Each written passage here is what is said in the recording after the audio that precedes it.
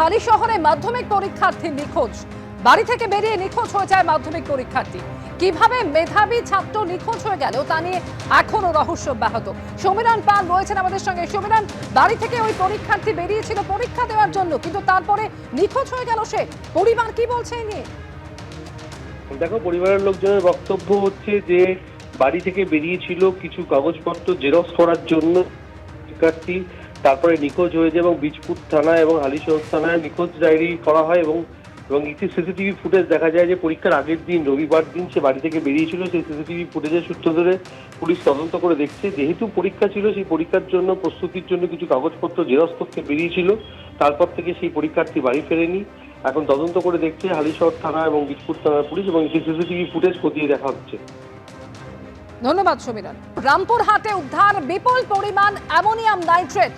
Truck থেকে উদ্ধার হয়েছে 320টি ব্যাগ ভর্তি বিস্ফোরক। 16,000 কেজি অ্যামোনিয়াম নাইট্রেট উদ্ধার করা হয়েছে। তেলেঙ্গানা থেকে ঝাড়খণ্ড নিয়ে যাওয়ার পথে অ্যামোনিয়াম নাইট্রেট উদ্ধার করা হয়। ট্রাক চালক এবং খালাসিকে গ্রেফতার করেছে পুলিশ। 16,000 কেজি অ্যামোনিয়াম নাইট্রেট এবার উদ্ধার হলো। রামপুরহাটে উদ্ধার হয়েছে এই বিপুল পরিমাণ অ্যামোনিয়াম নাইট্রেট। ট্রাক থেকে 320টি ব্যাগ ভর্তি বিস্ফোরক উদ্ধার করা হয়, যার মধ্যে প্রায় 16,000 কেজি অ্যামোনিয়াম নাইট্রেট রয়েছে বলে জানা গিয়েছে।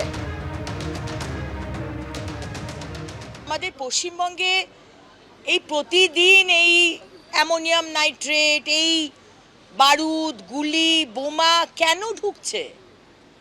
কেন এই কারখানাগুলোর এত দরকার হচ্ছে? কেন আগামী 26-এর জন্য কি স্টক করে রাখছে সরকার? আর সরকার যদি স্টক করে না থাকে তাহলে আমি প্রশ্ন করব সরকারের পুলিশের ওপর, কারণ পুলিশ তো সরকারের, মুখ্যমন্ত্রীর। অবশেষে মইপিঠে বাঘবন্দি। দীর্ঘ প্রচেষ্টার পর ধরা পড়ল রয়্যাল বেঙ্গল টাইগার। বন দপ্তরের পাতা খাঁচায় বন্দি হলো রয়্যাল বেঙ্গল টাইগার। গতকালই অস্থায়ী বনকর্মীর উপর হামলার ঘটনা ঘটে এবং সেই ঘটনার পর দীর্ঘ প্রচেষ্টার পর অবশেষে ধরা সম্ভব হলো সেই বাঘকে, আর তাকেই ছাড়া হলো সুন্দরবন টাইগার রিজার্ভের।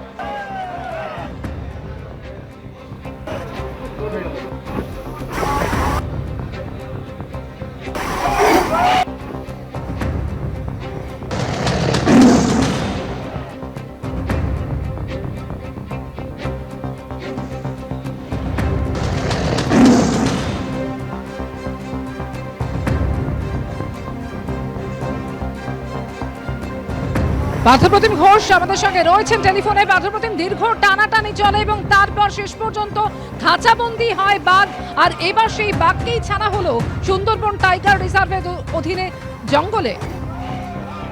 দেখো, গভীর জঙ্গলে নিয়ে গিয়ে বাঘকে ছাড়া হলো এবং আজকে কিছুক্ষণ আগে রয়্যাল বেঙ্গল টাইগারকে ছাড়া হয় এবং সেক্ষেত্রে সুন্দরবন টাইগার রিজার্ভের অধীনে যে জঙ্গল রয়েছে সেই জঙ্গলে কিন্তু ছাড়া হয়েছে।